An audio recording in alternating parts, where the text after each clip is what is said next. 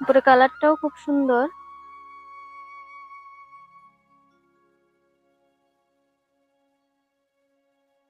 দেখুন ভিতরে কালারটা খুবই দুর্দান্ত কালার। আঁশ খুবই কম, একটু একটু ভিতরে রয়েছে। এটা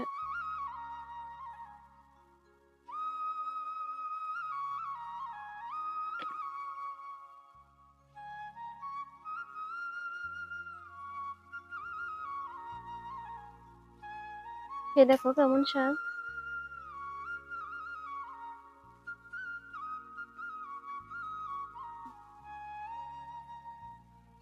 আমি একটু খেয়ে দেখি, আজকে প্রথম এটা টেস্ট করছি, কেমন স্বাদ দেখিনি।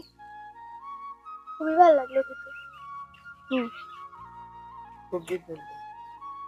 এই আমটা খেতে খুবই সুস্বাদু, অনেকটা রসালো ভাব রয়েছে এর মধ্যে,